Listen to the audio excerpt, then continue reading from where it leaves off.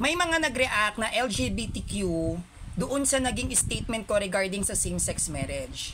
As I said, lilinawin ko sa mga LGBTQ dito, hindi ko naman po dinidiscriminate kung anong relationship na meron kayo at naiintindihan ko yon dahil katulad ko, bakla din ako, alam ko yung pakiramdam natin, mahirap na hindi ka ma-in love. Pero yung sinasabi ko lang po sa inyo rito, wag po natin sanang itolerate na magkaroon ng kasal ang mga bakla sa lalaki at tomboy sa babae. Bakit? Kasi during the times na hindi pa compiled ang Bible, during sa times na buhay pa si Christ, even the apostles, hindi naman po sila nagkasal ng dalawang may bayag. Tanggapin po natin yan, walang kinasal na parehong may mani. Ang kasal yan ay sagrado at matrimony ng simbahan na dapat nating igalang at irespeto. Kung tayo ay may mga karelasyon dahil hindi natin mapipigilan ng ating emosyon, ipribado natin, wag pa natin ipangalandakan at i-promote at i-commercialize. Iba ang babae sa bakla, iba ang lalaki sa tomboy. Ang kasal ay para sa babae at lalaki. Kung bakla ka at may asawa kang tomboy, pwede yon kasi babae at lalaki pa rin yan. Pero kung pareho kayong may tinggoy, pareho kayong may tahong, hindi po yan pwedeng ikasal.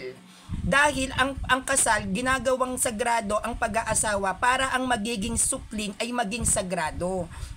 Hindi ito pamantayan ng kasarian. Ito ay pamantayan ng pag-aasawa ng isang lalaki at babae dahil magkakaroon sila ng supling. At ang ginagawang sagrado dito, yung binhi na inilalabas ng lalaki at babae sa tuwing sila ay nagtatalik, dapat ito ay sagrado. Kung sa bakla naman at sa lalaki magpapakasal, hindi naman po nakakabuntis kung kumpwet ang titirahin mo.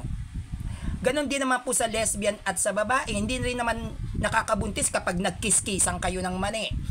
I am trying to say na sige, makipagrelasyon kayo, karapatan nyo yan bilang isang tao at hindi yan kinokondem ng simbahan. Kasi may mga tao talaga na may kanya-kanyang dahilan bakit sila nagkakaroon ng asawang lalaki, ang bakla, ang tomboy at ang babae. Pero itigil nyo na ang mga kahibangan ninyo, mga bakla kayo ng taon, na dapat tayo ay magkaroon ng kasal. Mali yan. Magjowa kayo, makipagrelasyon kayo, go, walang pipigil sa inyo. Pero wag nyong pakikialaman at bababuyin ang kasal. Dahil ang kasal ay sagrado. Hindi yan pwede at wala tayong mababasa sa Bible na dalawang may itlog kinasal. Dalawang may biyak kinasal. Mali yun. Isa yung karumal-dumal sa paningin ng Diyos. Though na napakahirap para sa atin, pero kailangan nating tanggapin. Ang kasalanan ay kasalanan at kahit kailan hindi magiging tama ang isang kasalanan.